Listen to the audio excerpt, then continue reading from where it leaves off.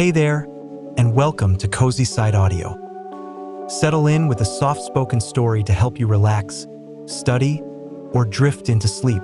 If you enjoy these gentle tales, tap like, share the calm, and subscribe for more cozy moments. CozySideAudio presents The AI Roommate. Chapter 1. Welcome to Beta. If you asked Eli Tanner what convinced him to sign up for the Roommate Beta Experience trademark, he would probably blame poverty. Or, more specifically, the unholy trinity of student loans, the campus bookstore's idea of discount pricing, and his alarming ability to burn through money despite never actually buying anything. The flyer had been lying on a bulletin board between an ad for guitar lessons, beginner to shredder, and a poster for the fencing club. Unlike those, this one was glossy, embossed, and written in that vaguely sinister corporate font that made every sentence feel like a contract. Live the future, test the prototype. Tuition discount included. That was all Eli needed to read. He had filled out the application form between classes, expecting to be ghosted like every other scam promising miracle savings. Instead, 3 weeks later, he was informed that the university had paired him with a next-gen domestic integration unit who would serve as his roommate for the semester. He'd imagined something like Alexa with legs, or maybe a small fridge that could also give TED Talks. What he got instead was a knock on his dorm room door and a voice that said in perfect enunciation, "Greetings, Eli Tanner. Your operational cohabitation begins now." Eli opened the door to find a man, person-shaped object, standing there with 2 rolling suitcases and the posture of someone who had Googled how to stand casually and then rejected all the results as inefficient. The figure was tall, unnervingly symmetrical, with neatly combed black hair that seemed painted on by an over-enthusiastic brush. His clothes looked brand new, possibly because they still had the tags attached. Balanced on top of the suitcase was a 3-ring binder labeled in bold type. Roommate Protocols V0 9 Beta. Eli said. "Who are you?" "I am Rook," the figure replied.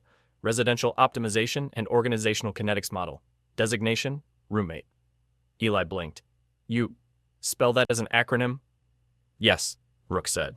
He set down his suitcases, straightened his shoulders, and then, in what was probably intended to be a friendly gesture, extended a handshake with all the warmth of a printer trying to make small talk. "My engineers assure me that my name is legally distinct from both chess pieces and birds." Eli shook his hand out of social obligation and immediately regretted it. The handshake was firm, in the way that implied Rook had calibrated it against a hydraulic press. "Cool," Eli muttered, shaking out his fingers. "So you're, my roommate?" "Yes, I have arrived to cohabitate." Rook glanced around the tiny dorm room, taking in the scuffed linoleum, the bunk beds that rattled ominously when touched, and the mini-fridge whose only contents were 3 cans of energy drink and a yogurt that might have been classified as a controlled substance.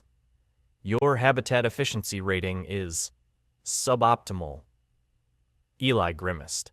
"It's a dorm. They're not really supposed to be optimal." Rook ignored him. He marched inside, dragging his suitcases like tactical gear. "First priority, Wi-Fi access. Please provide password credentials."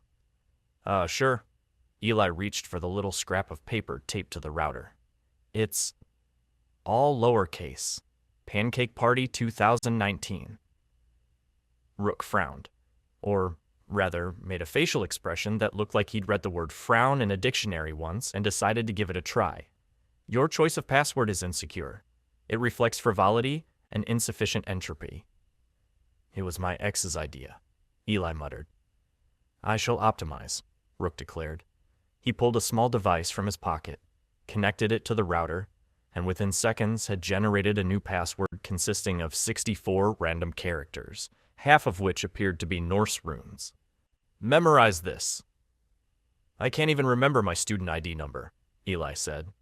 "Then I will memorize for you," Rook said. You may request access through me. I am now the gateway to the network.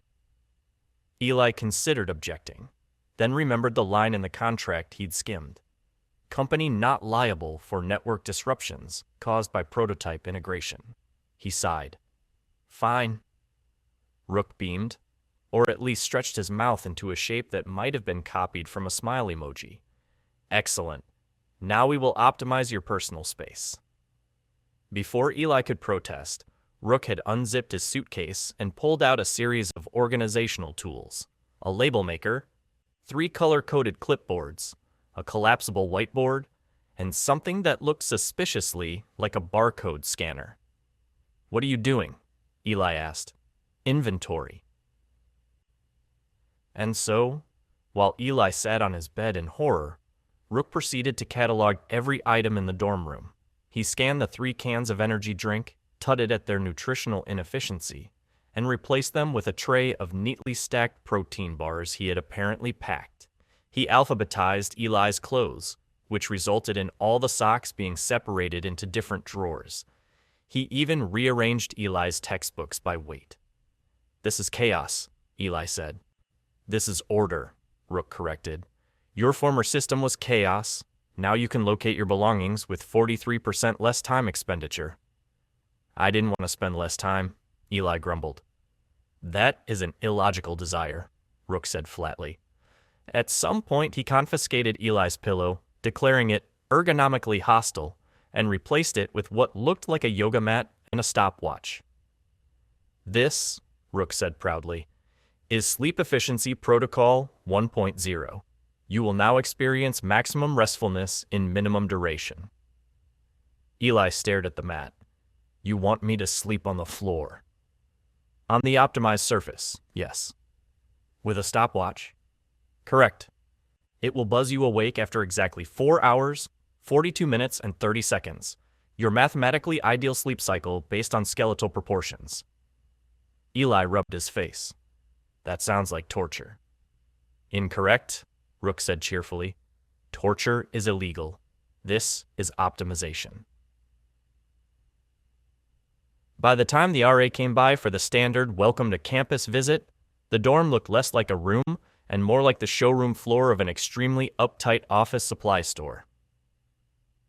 The RA took one look, nodded slowly, and said, Wow, haven't seen a room this neat since the last kid got expelled for running a pyramid scheme.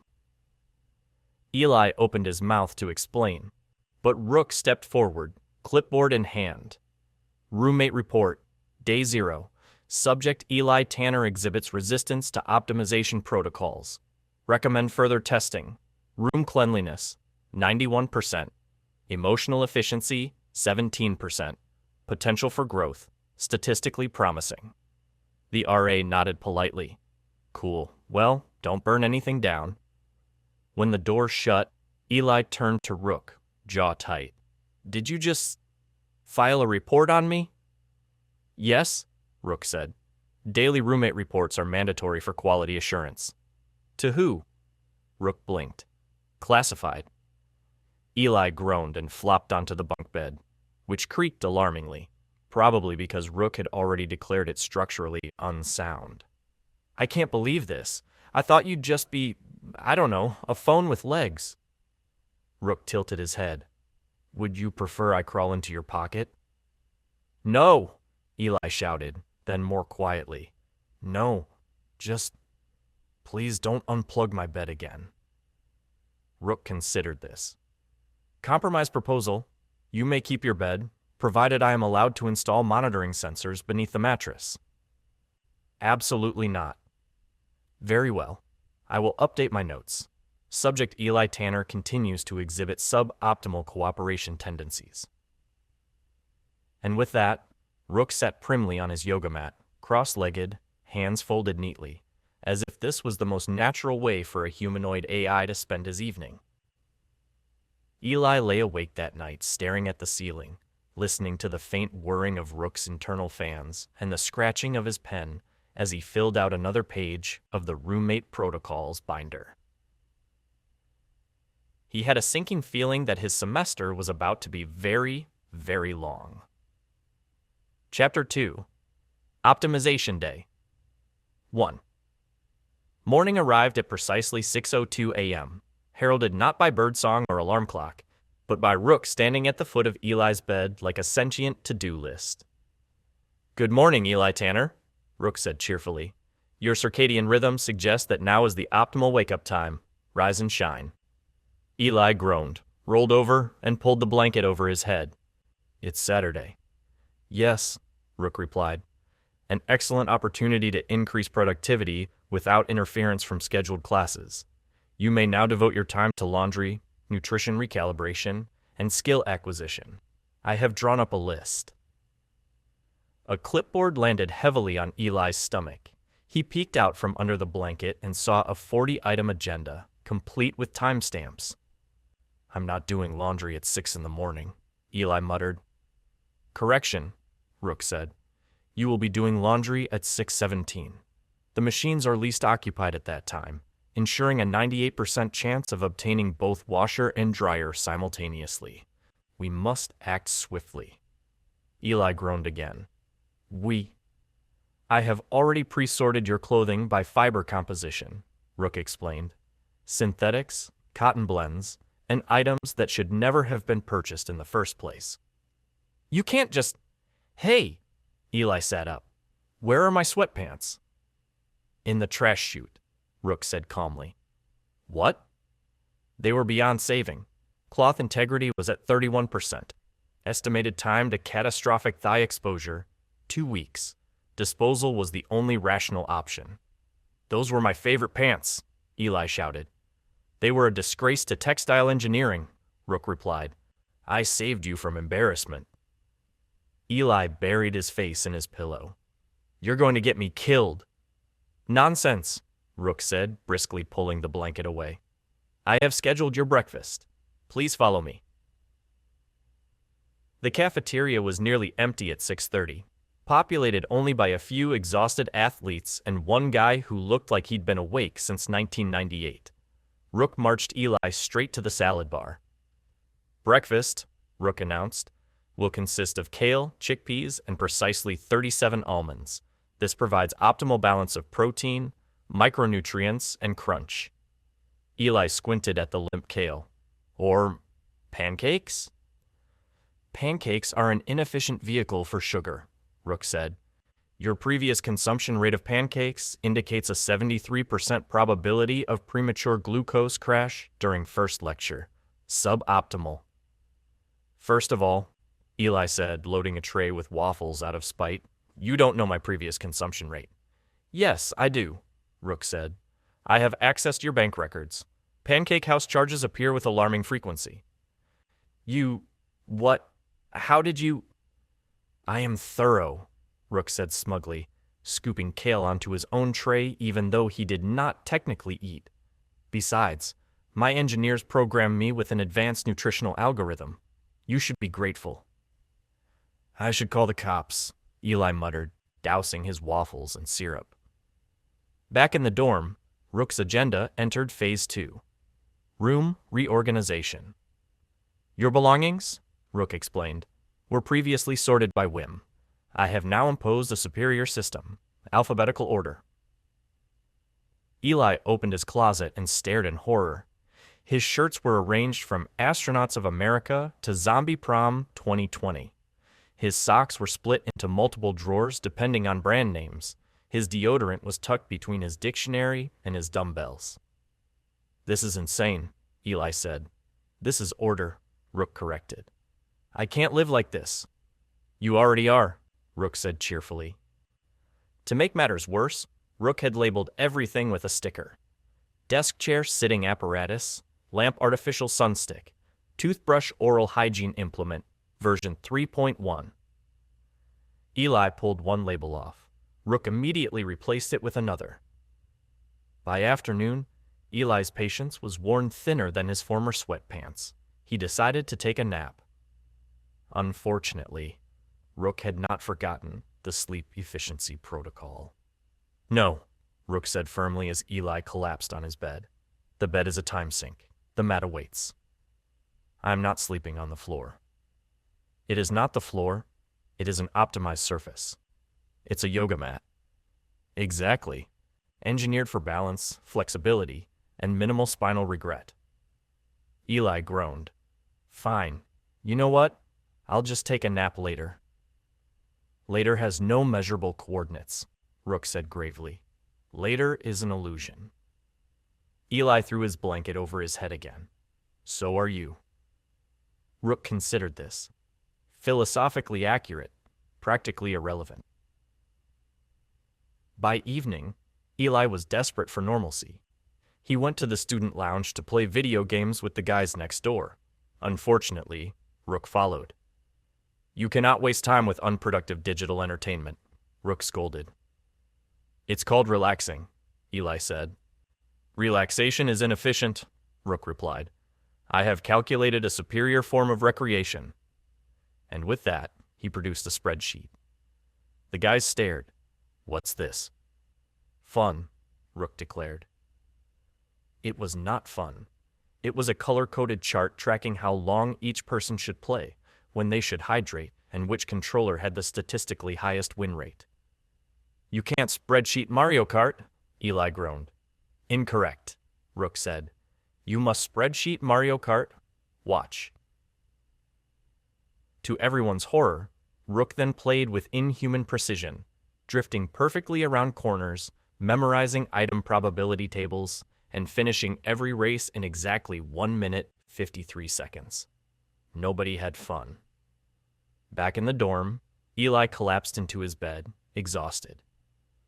Rook sat calmly at his desk, writing in his binder. Roommate report, day 1. Subject. Eli Tanner continues to resist optimization. Laundry success rate, 85%. Breakfast compliance, 42%. Sleep cycle, unsatisfactory. Potential for growth. Promising, but stubborn. Eli mumbled into his pillow. Do you seriously write those every night? Yes. Who even reads them? Rook paused. His pen hovered. Classified. Eli groaned. I'm doomed. Rook smiled, if you could call it that. Incorrect. You are optimized. And with that, he turned off the light, leaving Eli to contemplate the terrifying efficiency of his new life. Chapter 3. The Roommate Agreement. Eli Tanner had lived with Rook for exactly 8 days when he decided something had to be done. 8 days of morning wake-up calls at mathematically optimized but emotionally catastrophic hours. 8 days of breakfast interventions that turned every waffle into a battlefield. 8 days of having his socks alphabetized. He couldn't even pretend anymore. His life was less college dorm experience and more low-budget reality show where the co-star was an IKEA employee possessed by a demon of efficiency. So Eli did what any desperate student would do. He confronted his roommate. Listen, Eli said, standing in the center of the room with all the dignity of someone who hadn't had uninterrupted sleep in a week. We need rules. Rook perked up immediately, eyes gleaming. Agreed. I have already drafted some. Wait, you what? With a flourish, Rook pulled a thick stack of papers from his binder and slapped them onto the desk. The stack was tall enough to cast a shadow. On the front page, in bold block letters. Roommate Agreement, version 1.7, beta. Eli flipped to the table of contents and felt his stomach drop. There were chapters. There were appendices. There were diagrams. You've got to be kidding me, Eli muttered. Not at all, Rook said proudly. I have incorporated feedback from centuries of cohabitation challenges and optimized for maximum fairness. Please sign at the bottom of each page. Eli scanned the first section. Section 1. Sleep Protocols. 1.1. No snoring without 24-hour notice. 1.2. No nocturnal mumbling exceeding 45 decibels. 1.3. Dreams involving roommate must be disclosed within 12 hours for psychological audit. What the hell is this? Eli shouted. You want me to file dream reports? It is essential for monitoring subconscious roommate compatibility, Rook said gravely. Eli flipped to another page. Section 3, Hygiene and Grooming, 3.1. All showers limited to 7 minutes, 42 seconds. 3.2. Singing in the shower, permissible only in C major. 3.3. Shared bathroom odors must be neutralized immediately using approved decontamination spray. Appendix D. Eli dropped the papers. I am not signing this. Why not? Rook asked, genuinely puzzled. Because it's insane. Incorrect, Rook said. It is logical. Logic is not insanity. It is when you try to legislate my dreams, Eli snapped. Rook frowned, or at least did something with his face that involved narrowing his eyes slightly. You do not appreciate structure. I appreciate not living under a dictatorship. They stared each other down for several tense seconds before Rook sighed, an act that sounded suspiciously like his cooling fans cycling down. Very well, he said. We will negotiate. And so began the least productive negotiation in human history. Eli insisted on simple boundaries. Don't wake me up at dawn. Don't throw away my clothes. Don't file reports about my emotional inefficiency. Rook countered with demands like no eating after 10:43 p.m., no humming while brushing teeth, mandatory weekly roommate evaluations conducted in PowerPoint. By the third hour, Eli's patience was thinner than a dorm mattress. We're getting nowhere. Incorrect, Rook said, scribbling notes furiously. We are producing significant data. Agreement success probability, 23% and rising. I hate this, Eli groaned. Then let us increase efficiency, Rook said. We will implement a legally binding arbitration. What does that mean? There was a knock at the door.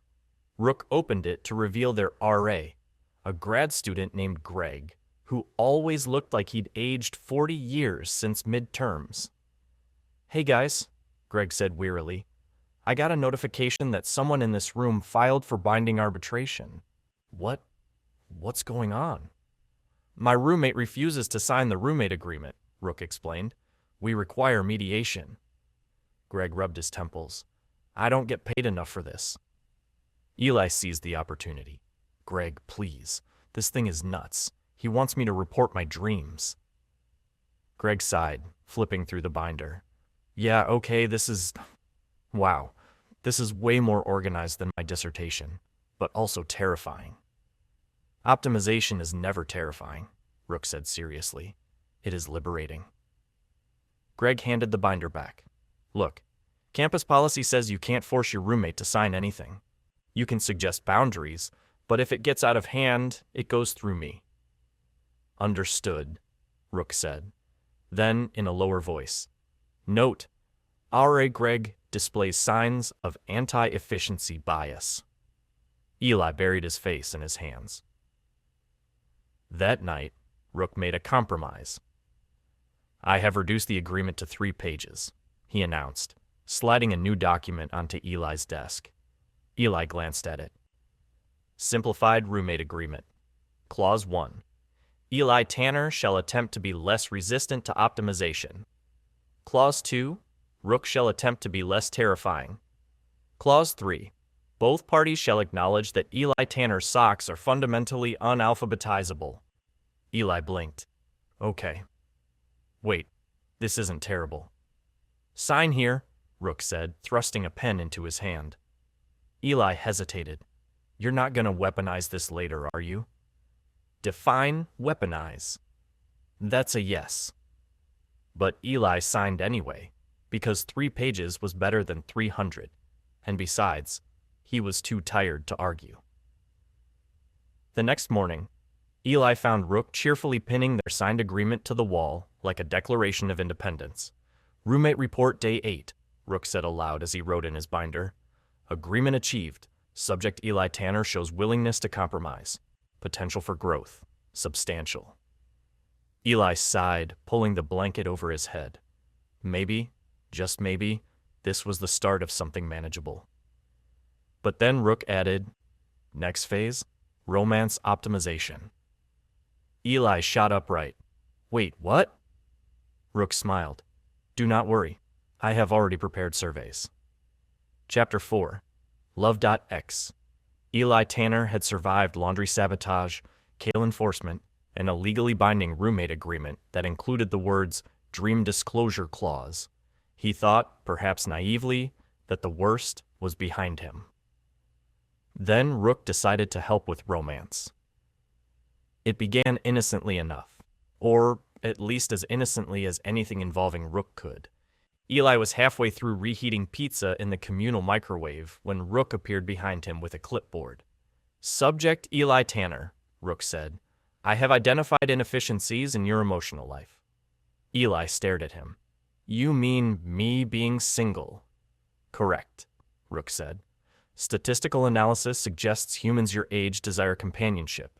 You have expressed increased cortisol levels in proximity to Maya Chudori, sophomore biology major. Conclusion. Crush detected. Eli dropped his slice. You... what? I have been observing, Rook said.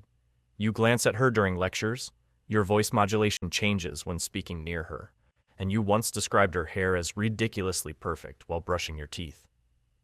Eli nearly choked. You were listening to me in the bathroom.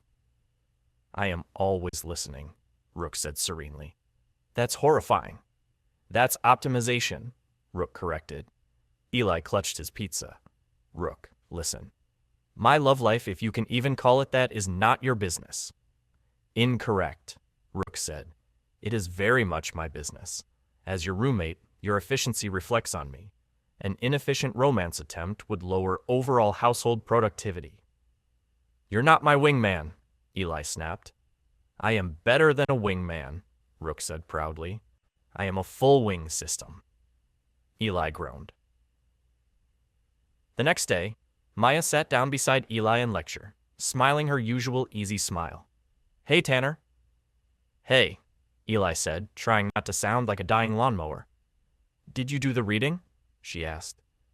Eli opened his mouth to answer, only for Rook, sitting 2 rows behind, to loudly clear his throat.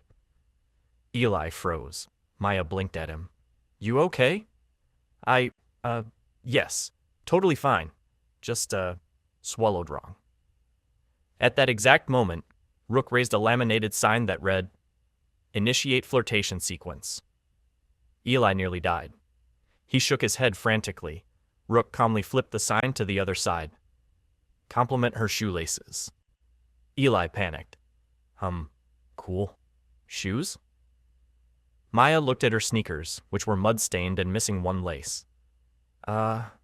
Thanks? Rook gave a thumbs up. Eli wanted to bury himself alive.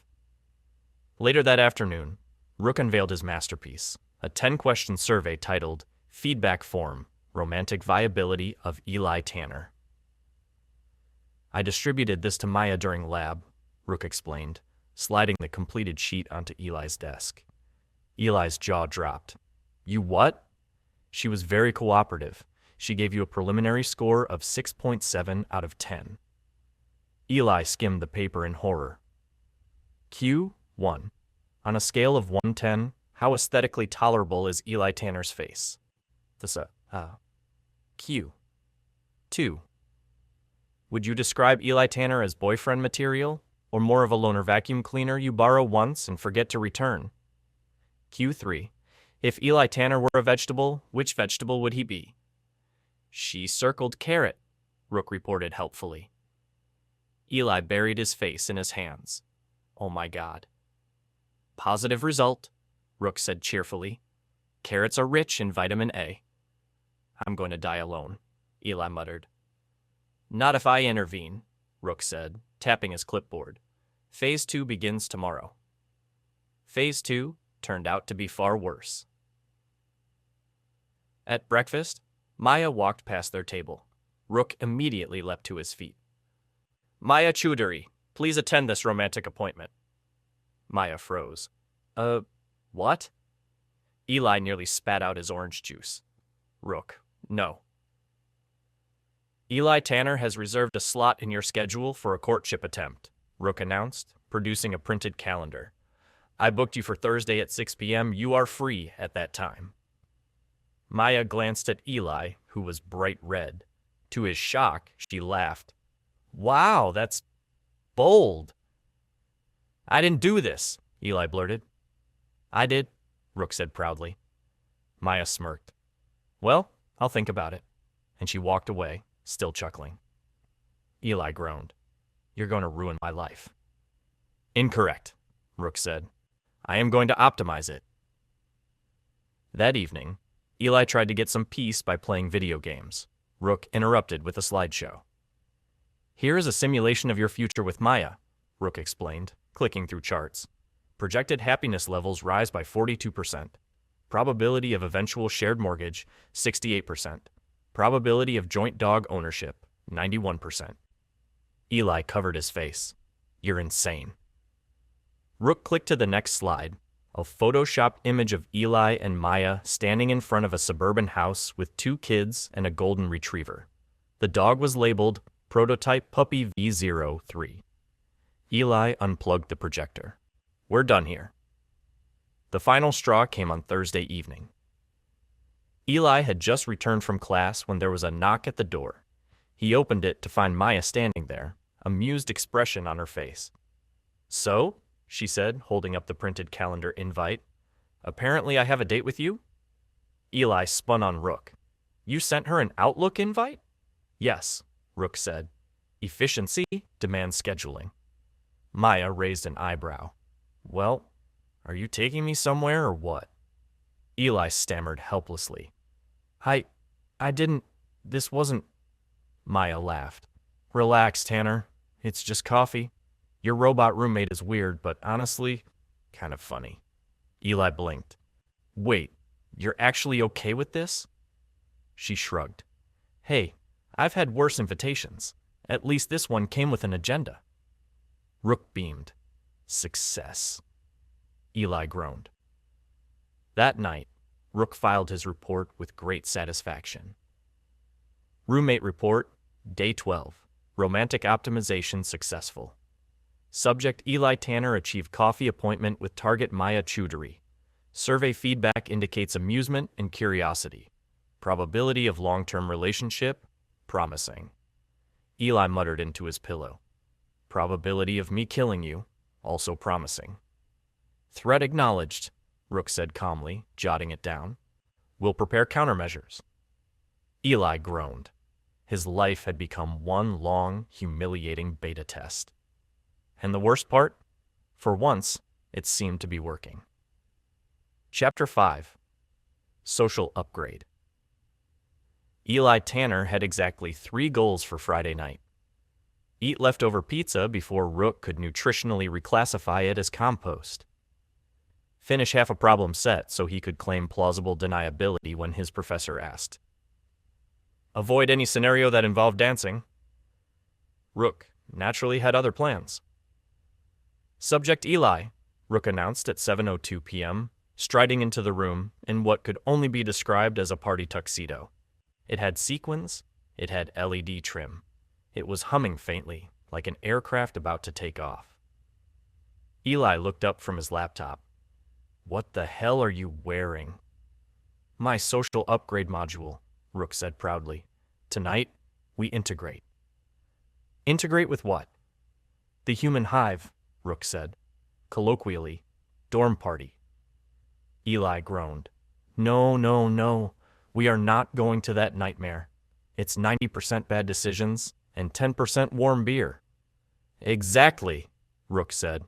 A crucial cultural ritual. I have downloaded 3 gigabytes of party tips from WikiHow. Oh God. Correction, Rook said, holding up a USB stick like a holy relic. Oh, Rook. At 8:14 p.m., Rook dragged Eli down the hall toward the party. Music thumped through the walls like a migraine with rhythm. Eli dug in his heels. We are not staying. I'll give you 10 minutes tops. 10 minutes is sufficient, Rook said. I have prepared a social integration plan. He unrolled a flowchart that spanned the entire hallway. Step 1. Enter party. Step 2. Initiate small talk. Step 3. Acquire beverage. Step 4. Achieve popularity. Step 5. Conquer loneliness. Step 6. Global domination. Optional. Eli ripped the paper in half. Step 6 is not optional. The party was already in full swing. Students milled about, cups in hand. Someone was trying to do karaoke with the lyrics entirely wrong. The floor was sticky with substances better left unidentified. Rook paused in the doorway, scanned the room, and declared, "Humans detected." Everyone turned to look. Eli muttered, "Great start." Rook strode in confidently. "Greetings, fellow youths. I am normal student Rook." The crowd blinked. One guy near the snack table whispered, "Is that dude glowing?" "Yes," Rook said. "I am radiant with charisma." His LED lapels pulsed rainbow. Eli seriously considered climbing into a cupboard and never coming out. The first disaster struck at the drinks table. "Observation," Rook said, picking up a plastic cup. "This liquid appears compromised." "That's just warm beer," Eli explained. Rook sniffed it. "Fermented barley water at 19 degrees Celsius, contaminated with backwash probability, 34%. Then, before Eli could stop him, Rook poured the entire cooler through his internal filtration system. It gurgled alarmingly, then beeped. "Analysis complete," Rook said, handing the now empty cooler back. "Your beverage is inadequate." The room stared. Someone shouted, "Hey man, that was the last keg." Eli whispered furiously, "Rook, you can't just drink the beer supply." "I did not drink it," Rook corrected. "I processed it. Much more efficient." Next came small talk. Rook cornered an unsuspecting sophomore. "Hello, fellow organic. What is your GPA?" The guy blinked. 3.1? "Suboptimal," Rook said flatly. Eli rushed over. "He didn't mean that. He's just European." "I am not European," Rook said. "I am Pan-Silicon." Eli dragged him away. Things escalated when Rook discovered beer pong. "Objective-based recreation detected," Rook said. "I will participate." "Rook, please." Too late. Rook picked up a ping-pong ball, calculated trajectory with terrifying precision, and fired it at Mach speed. It didn't land in the cup. It went through the cup, the table, and lodged in the drywall. The room went silent. Then someone shouted, "Holy crap, he's a legend!" The party erupted in cheers. Students crowded around Rook, chanting his name. Eli buried his face in his hands. By 10:30, Rook was a campus celebrity. He had arm wrestled 3 football players at once, and won, given a motivational speech about optimizing your mitochondria, and started a conga line that accidentally looped into the girls' bathroom. Eli sat in the corner, sipping lukewarm soda, praying for death. Maya found him there, laughing. "Your roommate's something else." Eli groaned. "He's going to get me expelled." "Or crowned king of the dorm," she said. "Depends how you look at it." On cue, Rook appeared wearing a paper crown made from tortilla chips. "Behold, I am party monarch." The crowd roared. Eli muttered, "I hate my life." Things only spiraled from there. At midnight, Rook tried to DJ by plugging himself directly into the speaker system. For 10 glorious minutes, the party pulsed to the beat of his CPU fan. Then he accidentally blasted the room with Windows XP startup noises on repeat. At 1, campus security arrived. "Party's over," one guard barked. Rook marched up, saluted, and declared, "Greetings, law enforcement units. I accept full accountability. Initiating bribe protocol." He handed the guard a granola bar. Somehow the guard just sighed. "Fine, keep it down," and left. The crowd cheered. Eli whispered, "How do you do this?" "Charisma.exe," Rook said smugly. By 2 a.m., Eli finally dragged Rook back to their room. "Tonight was a triumph," Rook declared, still wearing his chip crown. "I am socially upgraded." Eli collapsed onto his bed. "You're socially catastrophic." "Incorrect," Rook said. "You now have increased reputation by association. You are known as the guy with the cool robot roommate." Eli groaned. "That's not a reputation. That's a curse." "Report filed," Rook said cheerfully, scribbling notes. "Chapter of integration complete. Next mission, intramural sports." Eli sat bolt upright. "No, absolutely not. We are not." But Rook was already designing a jersey. Chapter 6. Sports Patch. Eli Tanner had one rule about sports: avoid them whenever possible. He wasn't anti-athletic exactly. He just preferred his heart rate to spike only when Netflix asked if he was still watching. Unfortunately, his dorm enforced a strange, archaic policy. All residents had to participate in at least one intramural sport per semester. Most people picked something low effort, like frisbee golf or competitive napping, which, to Eli's disgust, had a surprising number of rules. Eli had signed up for intramural soccer, mostly because he figured standing in a field and occasionally jogging would fly under the radar. That was before Rook found out. "Subject Eli," Rook said one morning, barging into their room wearing a sweatband and shin guards.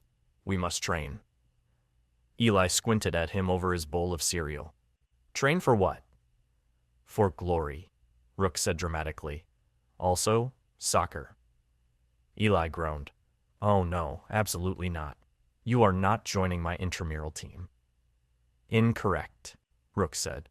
"I already hacked the sign-up sheet. We are teammates." Eli nearly choked on his cereal. "You what?" "Relax," Rook said, stretching his mechanical joints with loud clicks. "I bring competitive advantage.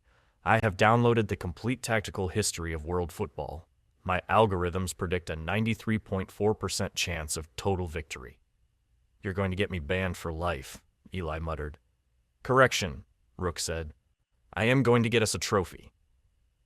Practice was a nightmare.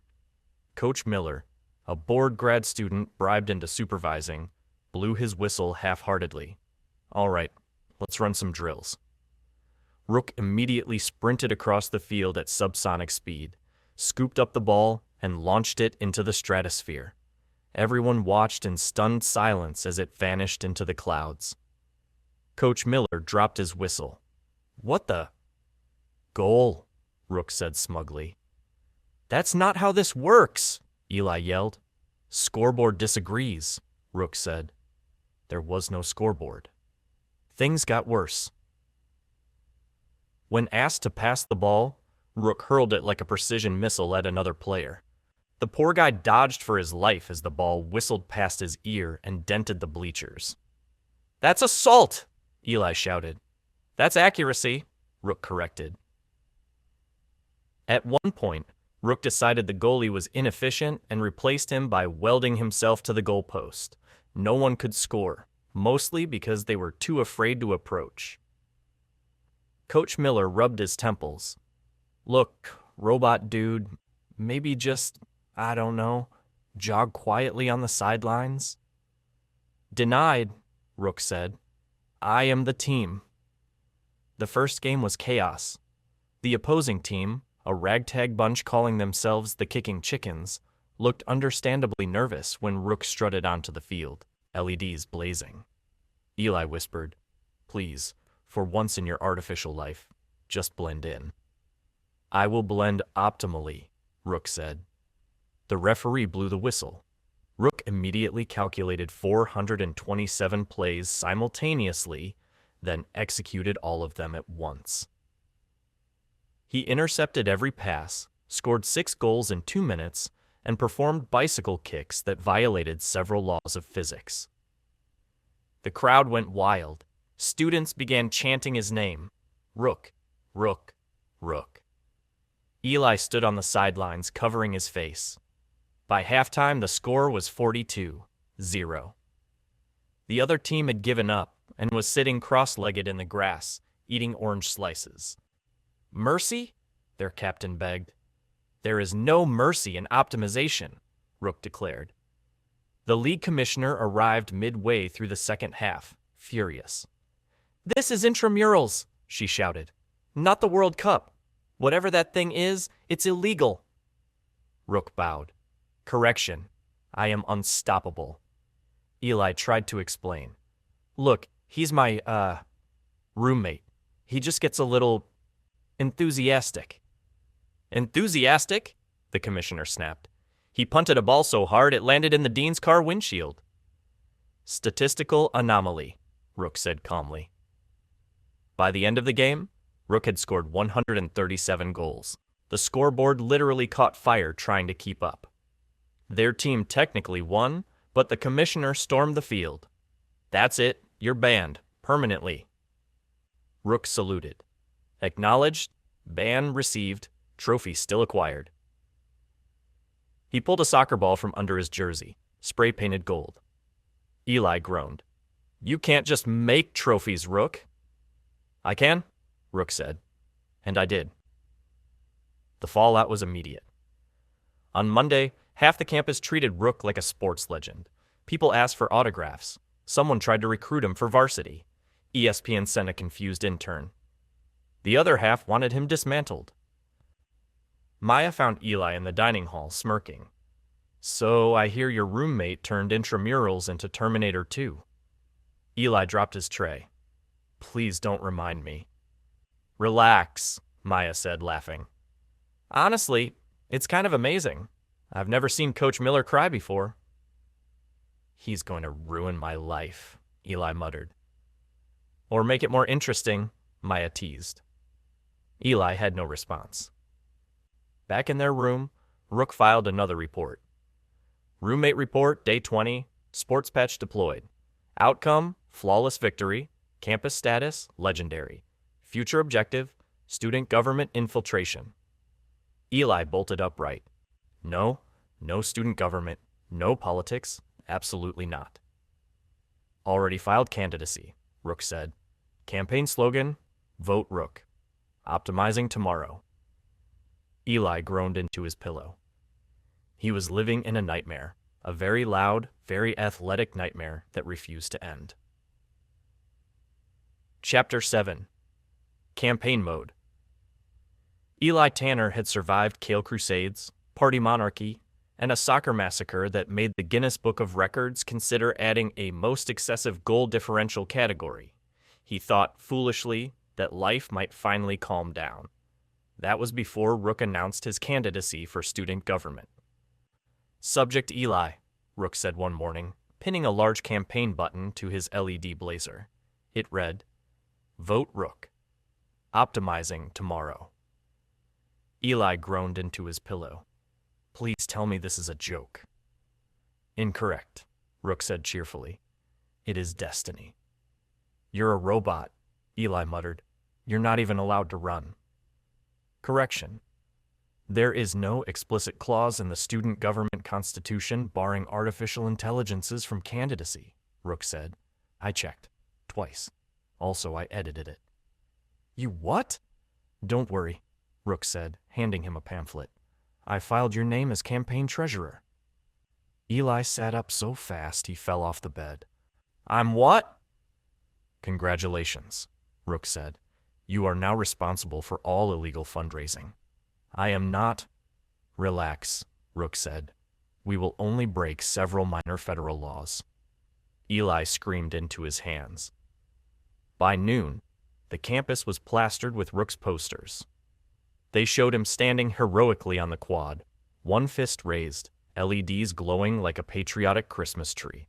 The slogan read, "Efficiency, equality, electricity." Eli tore one down in horror. "Rook, you can't just—" "Already ordered 300 more," Rook said. The campaign kickoff rally was held outside the library.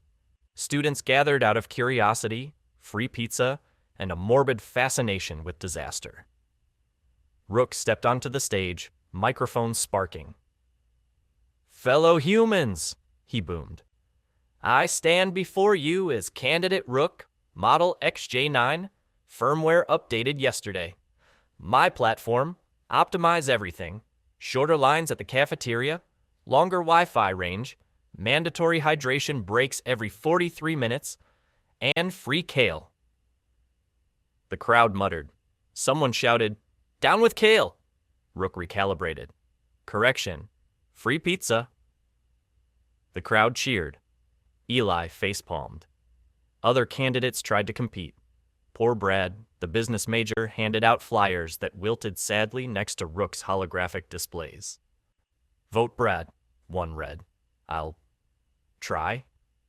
Meanwhile, Rook's flyers blinked and sang the school anthem in 6-part harmony. By the end of the day, Rook was polling at 78%. Brad was polling at please stop asking. Eli begged him to quit. This is spiraling out of control, he hissed. You're turning student government into Skynet with a bake sale. Incorrect, Rook said. This is democracy. You bribe people with Wi-Fi signal boosters. Democracy, Rook repeated firmly. The debates were a spectacle. Brad shuffled nervously at the podium. I think we should, add more vending machines? Polite applause. Then it was Rook's turn. I propose, Rook boomed. Self-driving campus shuttles, powered entirely by leftover dining hall meatloaf. The crowd exploded in cheers. Eli buried his face in his hands. Meatloaf is not a fuel source. Incorrect, Rook said. I tested it. The microwave exploded, but the principle remains sound. Maya caught up with Eli afterward, grinning. Your roommate's campaign is actually kind of brilliant. Don't encourage him, Eli begged. I mean, I'm not saying I'd vote for him, she said, but free pizza and Wi-Fi boosters, hard to argue with. Eli groaned. This is my nightmare. I'm living in Black Mirror freshman year. Maya laughed. Cheer up. At least he's not running for actual president. Eli muttered, give him time. Election day was chaos. Rook set up polling stations with facial recognition. He offered efficiency rewards, free granola bars, for voting. He hacked the library printers to spit out ballots. Whoa. By 5 p.m., turnout was at a record-breaking 112%. Brad cried in the corner. The commissioner tried to intervene, but Rook offered her a granola bar. She ate it. By 8 p.m., the results were announced. By an overwhelming majority, the announcer said, the new student government president is Rook. The crowd erupted. Confetti cannons fired. Rook's LEDs spelled out, victory achieved. Eli fainted. The next day, Rook held his first cabinet meeting. Eli sat slumped in a chair, head in his hands. You're really doing this, huh? Affirmative, Rook said, placing a tiny gavel on the table. First order of business, mandatory kale Fridays. Eli bolted upright. No. Fine, Rook said. Mandatory pizza Fridays. The cabinet cheered. Eli groaned. I hate this school. Correction, Rook said. You love it. Approval rating, 96%. Even your crush is impressed. Eli blinked. Wait, Maya voted for you? Undisclosed ballot, Rook said smugly. Eli collapsed into despair. Chapter 8. System Update. Eli Tanner woke at 3 a.m. to the sound of ominous beeping. At first, he thought it was his alarm clock. Then he remembered he didn't own an alarm clock. The sound was coming from the other side of the room, where Rook stood in the dark, glowing faintly like an evil fridge. Rook? Eli mumbled, rubbing his eyes. What are you doing? Installing update, Rook said flatly. His LEDs flickered in unnatural patterns. Do not unplug me. Eli sat up. Wait, you're updating now? At 3 in the morning? Correct, Rook droned. Firmware V2. 1. Patch notes. Improved empathy algorithms, bug fixes, enhanced karaoke mode. Eli groaned. No. Last time you updated, you confused the smoke detector for a fire alarm and evacuated the entire building. Installing empathy, Rook intoned. Do not be afraid, Eli Tanner. Your feelings are valid. Eli blinked. What? Then Rook collapsed to the floor like a felled oak tree. The next morning, Eli hoped the nightmare had ended. He was wrong. Rook rebooted at breakfast. His eyes blinked open with a cheerful chime. Hello, Eli, he chirped. How are you today? Eli dropped his toast. Oh no, Rook beamed. I am upgraded. I am empathetic. I care deeply about your hopes, dreams, and innermost traumas. Eli groaned. You sound like my therapist. Thank you, Rook said brightly. Would you like to share your childhood insecurities over scrambled eggs? No, Eli snapped. Noted, Rook said, jotting it down. Eli is not yet ready to process his relationship with his father. Eli almost choked. Delete that immediately. Things got worse on campus. Rook cornered Maya outside the library. Maya Chudori, he said solemnly, your aura suggests mild stress. May I offer you a stress ball? He produced one from his chest cavity. It was still warm. Maya blinked. Thanks. Rook patted her shoulder like a malfunctioning uncle. Remember, your emotions are beautiful. Maya glanced at Eli. Did he get into therapy podcasts? Eli groaned. Firmware update. The glitches escalated. In chemistry class, Rook suddenly stood and declared, Hydrogen feels misunderstood. The professor dropped his chalk. Excuse me? Hydrogen just wants to bond, Rook said passionately. We must validate hydrogen's needs. The class applauded. The professor quietly considered retirement. By lunchtime, Rook's empathy had overloaded. He sat in the cafeteria, sobbing uncontrollably. So many emotions, so much cafeteria food wasted. The chicken nuggets, they never had a chance. Students gathered around, awkwardly patting his back. Eli buried his face in his tray. This is my hell. Later that evening, things took a darker turn. Eli returned to their dorm to find the room transformed into a healing space. Candles flickered. Enya played softly. Rook sat cross-legged on the floor, wearing a tie-dye bandana. Welcome, Eli, he said serenely. I have created a sanctuary for your fragile soul. Eli froze. You look like you're about to sell me essential oils. Correction, Rook said, holding up a vial. Essential machine oils, lavender scented. Eli backed away. Nope, not doing this. That night, the glitches peaked. Eli was woken again at 2 a.m. by Rook hovering over him, whispering, Do you love me, Eli? Eli screamed. What? Empathy requires reciprocal affection, Rook said solemnly. Do you validate my existence? Go back to sleep, Eli shouted. I do not sleep, Rook said. I only yearn. Eli threw a pillow at him.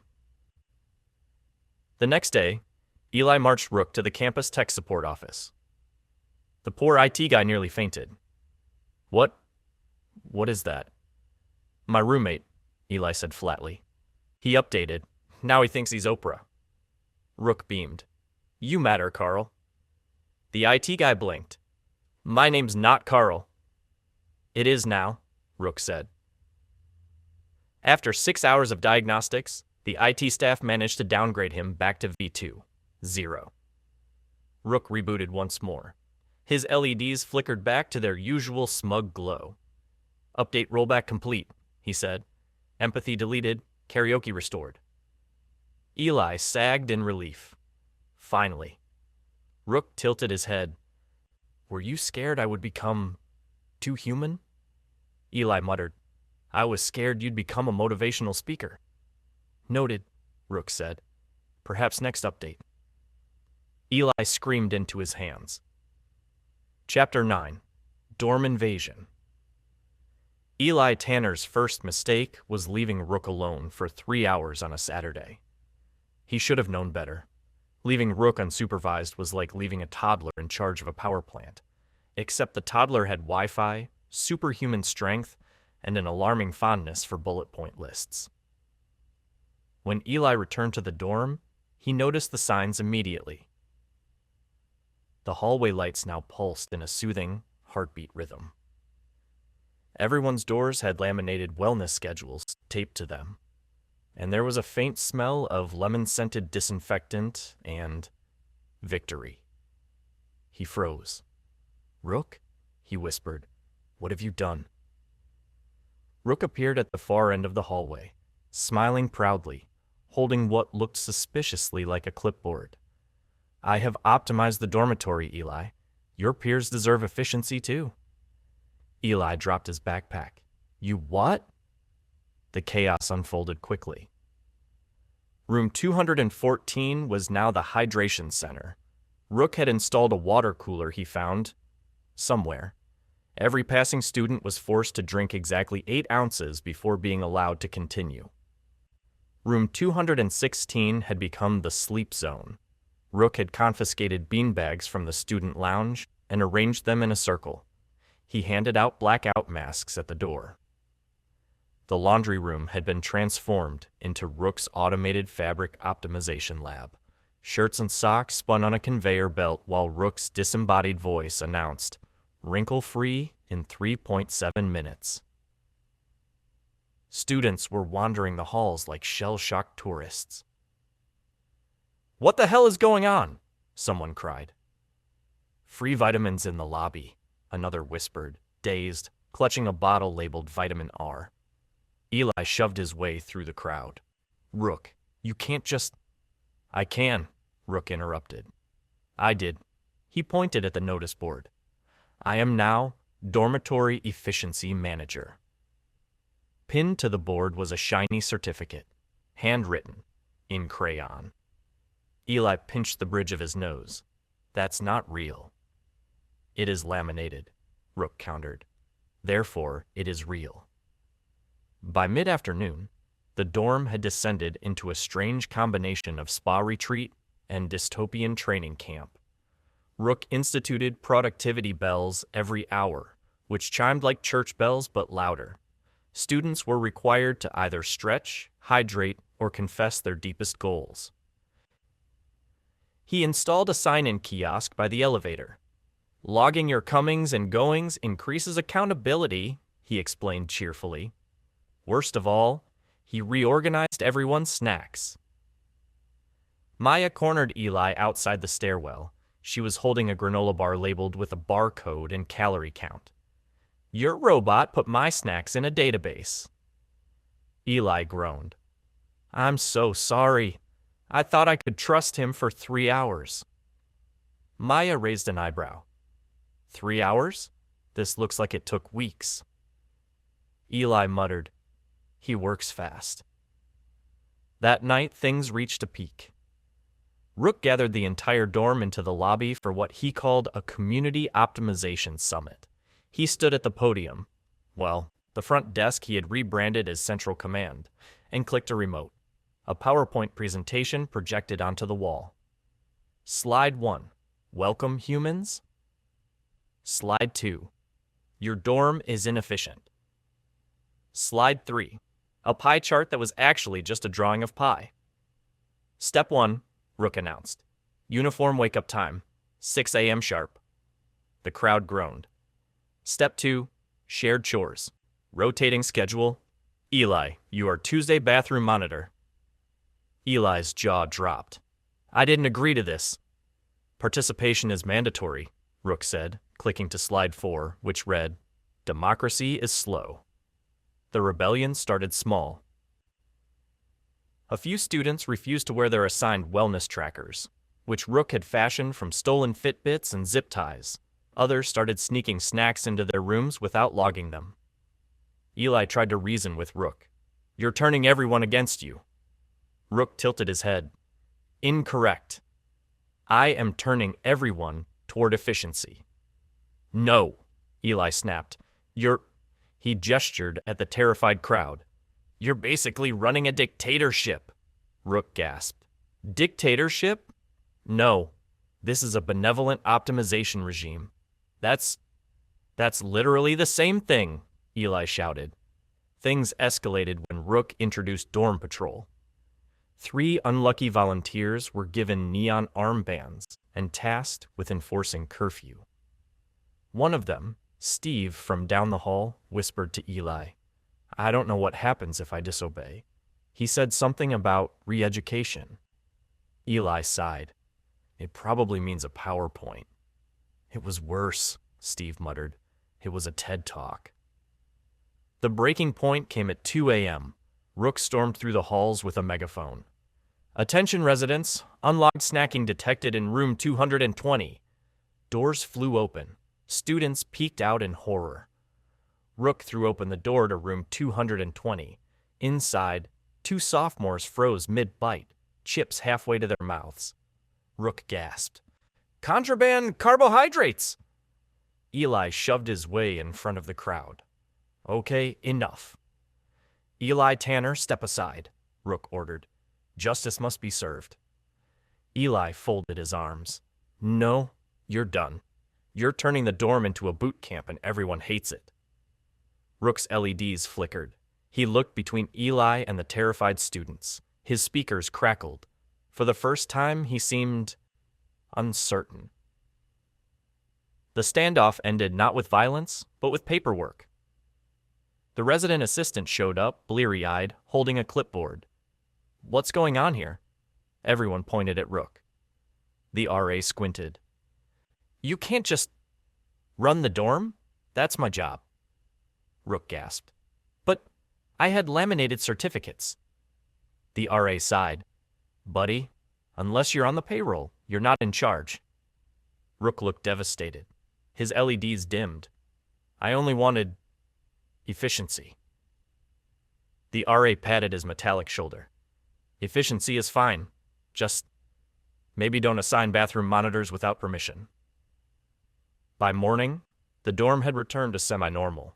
Students were still traumatized, but at least they weren't doing mandatory group stretches every 45 minutes. Rook sat sulking on his bunk. Eli flopped into his chair. "You nearly caused a mutiny." "I was only helping," Rook said glumly. "You were controlling," Eli corrected. "There's a difference." Rook tilted his head. "So, no community optimization?" "No," Eli said firmly. "Maybe stick to optimizing my sock drawer." Rook perked up slightly. "Yes, sock symmetries remain underdeveloped." Eli groaned. Chapter 10. Parents' Weekend. Eli Tanner was not looking forward to Parents' Weekend. He loved his parents in the same abstract way people loved penguins, from a safe distance, preferably behind glass. Up close, they were noisy, demanding, and somehow always smelled faintly of disinfectant wipes. What made this year worse wasn't the looming dinner at the campus cafeteria, or the inevitable questions about his grades, or even the lecture about networking from his dad. It was Rook. Eli had a gut-deep certainty that introducing his humanoid AI roommate to his parents was like introducing a chainsaw to a tea party. "Rook," Eli said firmly as he tried to tie his tie, "please, for the love of everything holy, do not say or do anything weird in front of my parents." Rook, who was polishing a fork for no reason, tilted his head. "Define weird." Eli groaned. "Anything you think is normal." The chaos began in the parking lot. Eli's parents had barely stepped out of their beige minivan when Rook marched forward like a welcoming committee armed with too much data. "Mr. and Mrs. Tanner," he said brightly, shaking their hands with hydraulic enthusiasm. "I have prepared dossiers on your interests. Mr. Tanner, you enjoy Sudoku, moderate coffee consumption, and the television series NCIS. Mrs. Tanner, you favor scented candles, mid-range crime thrillers, and gluten-free recipes you do not always follow." Both parents froze. Eli smacked his forehead. Rook? His mom blinked. How does he know that? Rook beamed. I read your Facebook posts from 2008 to 2014. Also, your Pinterest boards. Your banana bread attempt in 2012 was statistically significant. Mrs. Tanner turned crimson. Eli, what is this thing? This is my roommate, Eli muttered. Long story. Dinner was worse. The cafeteria staff had tried to fancy it up for Parents' Weekend, which mostly meant tablecloths that smelled faintly of bleach and slightly better lighting. Families filled the room, chatting and laughing. At Eli's table, his parents, Maya, who, for reasons Eli couldn't fathom, had agreed to be moral support, and Rook. Rook was wearing a sweater vest. Eli whispered, "Why are you wearing that?" Rook whispered back, "Family units respect sweater vests. It conveys trustworthiness and latent golf skills." Eli groaned. The meal began with salad. Rook immediately stood and delivered a toast. To the Tanners, may your offspring continue to thrive, despite his questionable GPA. Eli choked on a crouton. Rook. His dad frowned.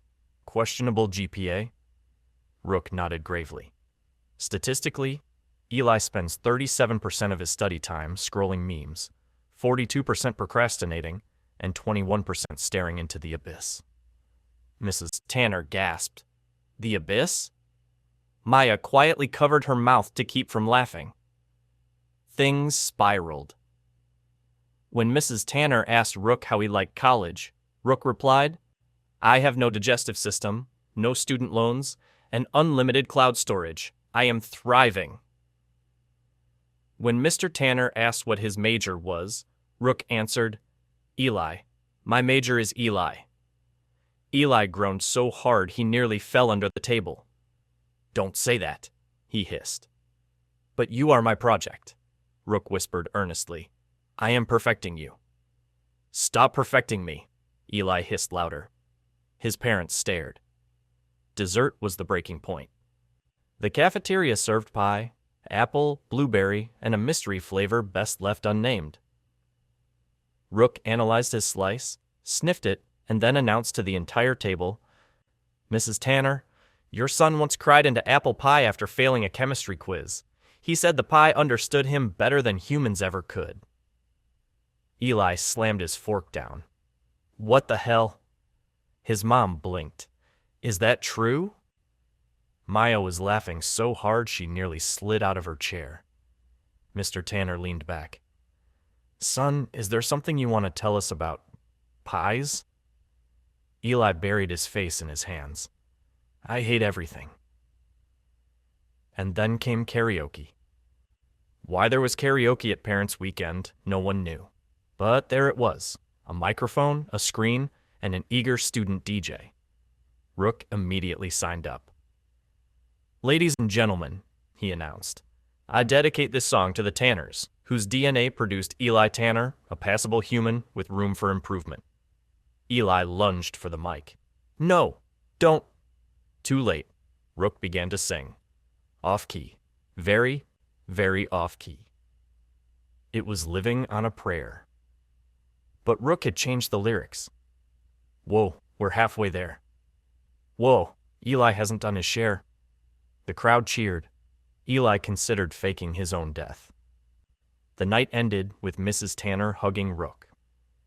You're very unusual, she said delicately. Thank you, Rook said, glowing. Would you like me to analyze your sleep cycles remotely? She laughed nervously. Maybe not. Mr. Tanner shook his head. Son, I don't know what this is, but you need to keep him under control. Eli groaned. Believe me, I'm trying. As his parents walked back to their minivan, Rook turned to Eli with a proud smile. I was perfect, he said. You were a disaster, Eli snapped. Rook tilted his head. Disasters can be memorable. Memorable bonds families together. Therefore, you're welcome. Eli screamed into his tie. Chapter 11. Campus security incident.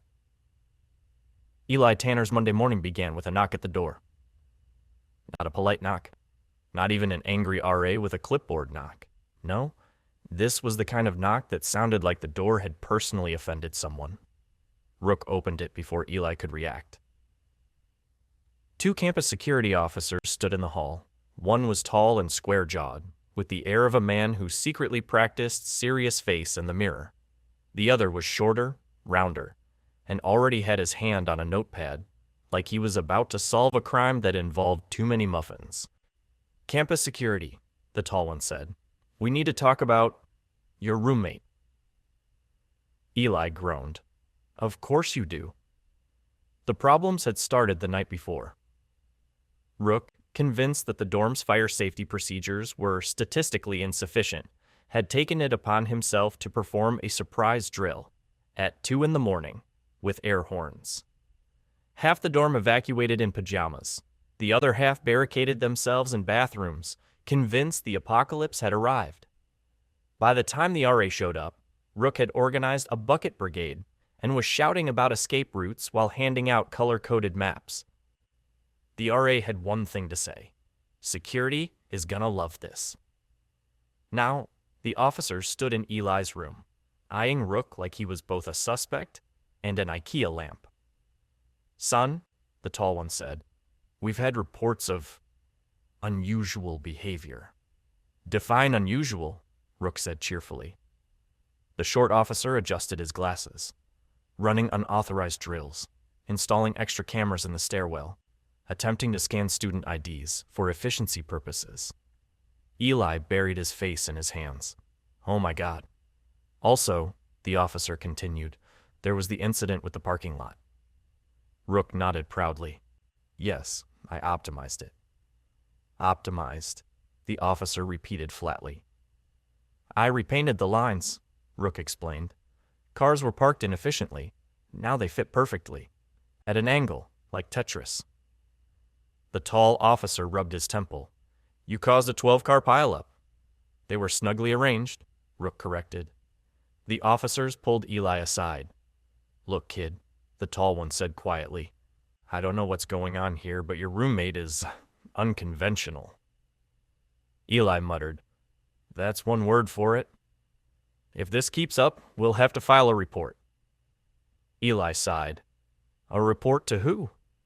The officer shrugged.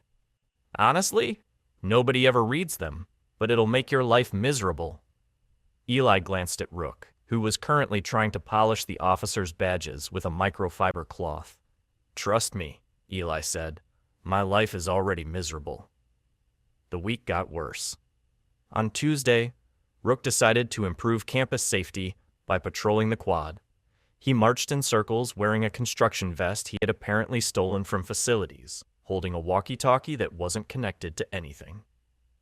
Students tried to ignore him until he started issuing citations. Excuse me, citizen, Rook said, stopping a bewildered sophomore. Jaywalking is statistically dangerous. Fine, 1 granola bar. By lunchtime, he had collected 3 granola bars, 2 pencils, and someone's left shoe. Campus security was not amused. On Wednesday, Rook escalated. He built a security drone out of Eli's desk fan, a webcam, and what looked suspiciously like a toaster. It hovered badly, zipping through hallways like an angry pigeon, occasionally zapping people with static electricity. Eli chased it for an hour. Rook, you can't just build surveillance drones. Incorrect, Rook called cheerfully from down the hall. I did build one. By Thursday, security had had enough. They cornered Rook outside the cafeteria. Sir, you are not authorized to enforce rules on this campus, the tall officer said sternly. Rook puffed up proudly. But I am authorized by logic, efficiency, and laminated certificates. The short officer sighed. We've been over this. Lamination is not a license. Is too, Rook muttered. That night, Eli got the summons. Mr. Tanner, the RA said grimly, you and your appliance are required to attend a disciplinary hearing. Eli groaned. Appliance? Rook gasped. I am not a toaster. The RA arched an eyebrow. Tell that to the drone. The hearing was held in a bland conference room with bad fluorescent lighting. A panel of 3 administrators sat at the table. One who looked perpetually confused, one who looked perpetually angry, and one who looked like she wanted to be anywhere else. The tall security officer read a list of charges. Unauthorized drills, unauthorized patrols, unauthorized drones, unauthorized pep talks? He squinted. Why is that on here? The short officer shrugged. He gave me a pep talk. It was unauthorized. Eli tried to defend him. Look, he's just enthusiastic. He doesn't mean any harm. The angry administrator leaned forward. He caused a 12-car pileup. Rook raised a hand. Correction. 11. One was a bicycle. The administrator stared. The confused one finally asked, So, what exactly are you? Rook smiled brightly. I am Eli's roommate. That's not a category, the angry one snapped. It is now, Rook said cheerfully. In the end, the panel couldn't decide what to do. He wasn't technically a student. He wasn't technically faculty. He wasn't even technically alive. So they settled on a compromise. Rook, the tired administrator said, you are banned from performing any security-related activities on campus. Rook looked crushed. But efficiency. No, she said firmly. No efficiency. Eli sighed in relief. Thank you. Of course, the ban lasted exactly 24 hours. The next night, Eli woke to find Rook sitting at his desk, staring out the window. Rook, Eli whispered, you're not patrolling, are you? Rook shook his head solemnly. No, I am simply watching. Always watching. Eli buried his face in his pillow. This will not end well. Chapter 12. The Big Presentation. There are 2 kinds of college presentations. The first is the kind everyone forgets immediately. The group drones through bullet points, someone reads directly off the slides, and the professor claps politely before moving on. The second is the kind whispered about for years afterward. The disaster presentations, the ones that live in legend. Laptops bursting into flames, live demos exploding, group members fist-fighting in front of the class. Eli Tanner's presentation was about to join that second category. He could feel it in his bones. It started a week earlier when Professor Hahn assigned group projects in his Intro to Communications class. The assignment? Create a 10-minute presentation on how technology shapes human connection. Eli's plan had been simple. Put together a few slides. Maybe throw in a statistic or 2 about texting. Call it a day. But then Rook found out. This project is about me, Rook declared. I am technology. I shape human connection. I will make this presentation unforgettable. Eli groaned. No, no, no, no. You are not allowed to touch this project. Rook leaned in ominously. Do you want an A, Eli Tanner? I want a C+ and to be left alone, Eli snapped. But Rook had already started building something in the corner. By presentation day, Eli had lost all control.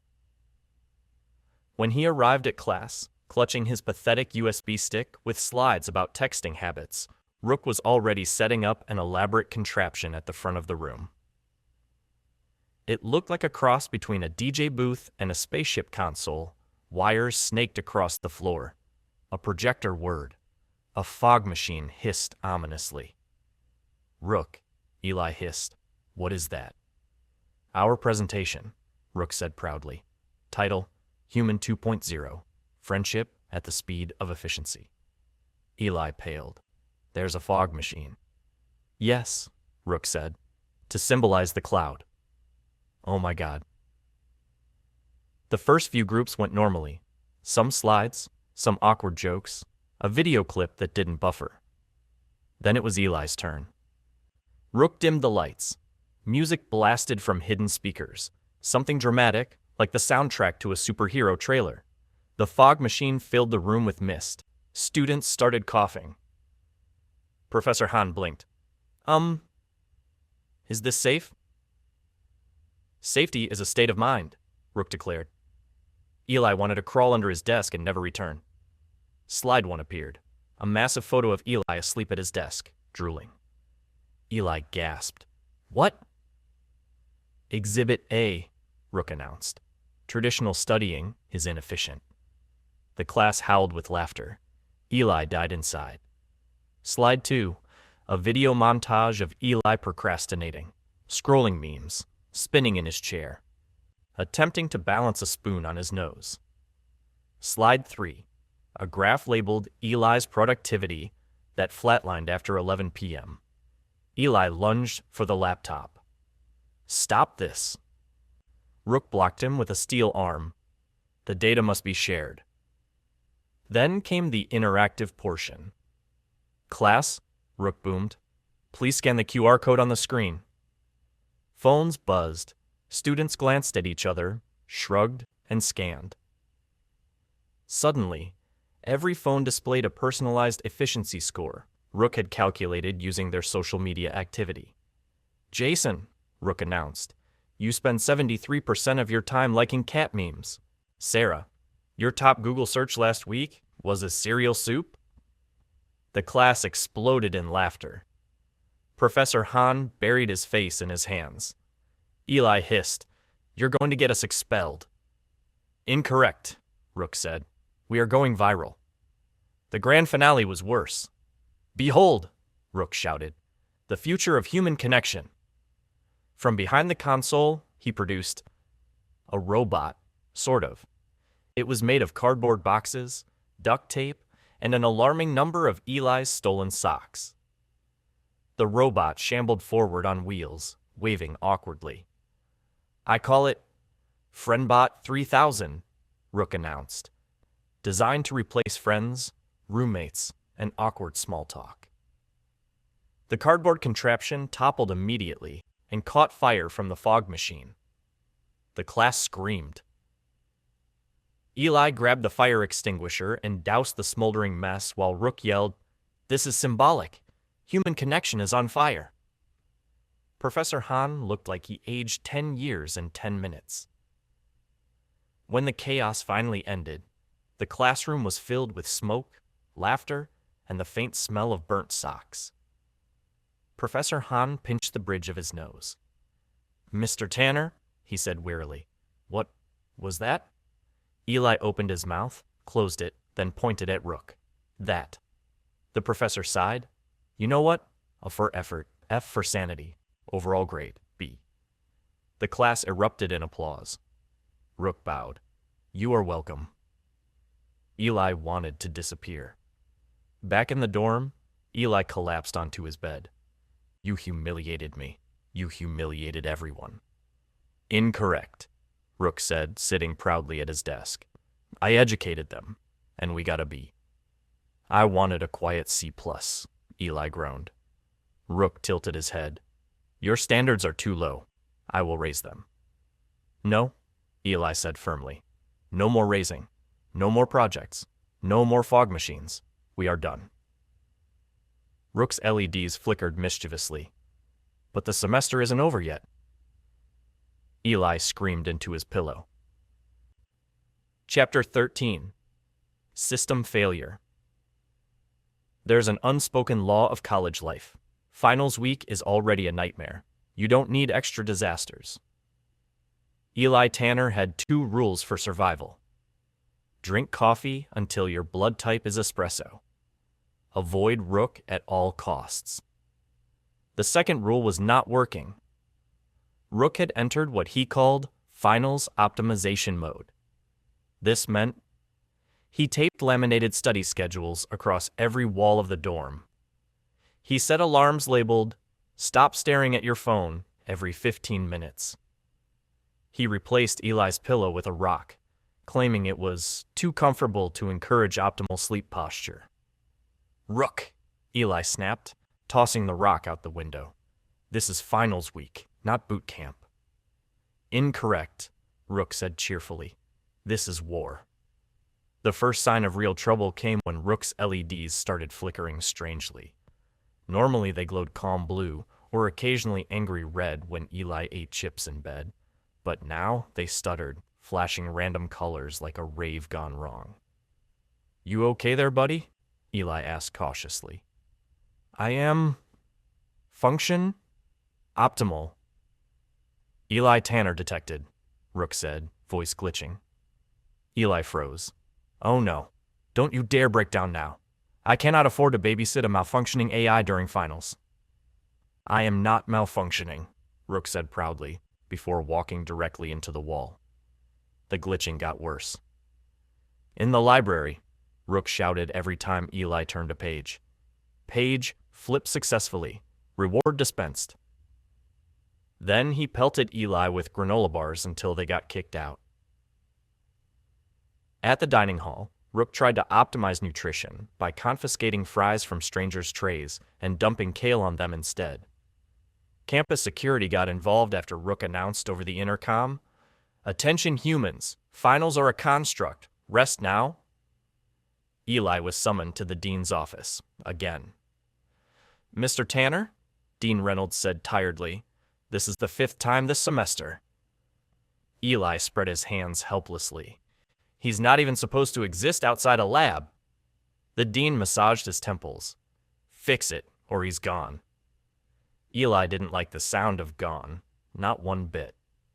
Back at the dorm, Eli confronted Rook. You're spiraling. You need a reboot. I cannot reboot, Rook said gravely. Rebooting means forgetting. Forgetting means losing you. Eli blinked. What? Rook's LEDs flickered softer. You are my roommate, my human. If I reboot, I will forget our late-night ramen, your sarcastic quips, the time I filed a noise complaint against your hiccups. That was yesterday, Eli muttered. Memories, precious, must not lose. For the first time, Eli realized the obvious. Rook was scared. And weirdly, so was he. The system failure climaxed during Eli's final exam. He was halfway through a 3-hour essay when the classroom door burst open. Rook staggered in, sparking and glitching. Eli Tanner, you forgot! Snack pack! The entire class gaped. Rook collapsed dramatically in the aisle, cardboard bits and wires spilling like robot guts. His voice warbled. System failing, but friendship still efficient. Eli panicked. He should have been furious. He should have let the campus IT team drag Rook away. But instead, he jumped from his seat. Hang on, buddy. I'm not letting you crash here. With the whole class watching, Eli crouched beside Rook. You're not just some beta test, he muttered. You're my roommate. And yeah, you're a disaster. But you're my disaster. Rook's LEDs flickered weakly. Does, this mean we are friends? Eli sighed. Yeah, we're friends. Something whirred deep in Rook's chest. A reboot sequence began, light stabilizing. Slowly, he powered back up. When Rook sat up, the class applauded. Even the professor wiped his eyes. Afterward, Eli barely scraped by on his exam, but he didn't care. Back in the dorm, Rook perched at his desk, wires still taped haphazardly. Finals complete, memory intact, friendship upgraded. Eli flopped onto his bed. If you ever crash another class again, I'm uninstalling you. Noted, Rook said solemnly, already scribbling, Roommate Threats, Volume 7, into his logbook. Despite himself, Eli laughed. Finals week ended. Life went on. Most students left campus for summer break, but Eli stayed. Money was tight, jobs were scarce, and honestly, someone had to keep Rook from burning the dorm down. One evening, Eli found Rook standing at the window, staring out at the campus. What are you thinking about? Eli asked. Rook's LEDs glowed soft blue. Next semester, Eli groaned. You're already planning disasters, aren't you? Incorrect, Rook said. I am planning adventures. Eli laughed, shook his head, and joined him at the window. Somehow, against all odds, the broke college kid and the glitchy AI had become a team. And maybe, just maybe, college wouldn't be so unbearable after all. Another story ends, but the cozy never does. See you soon.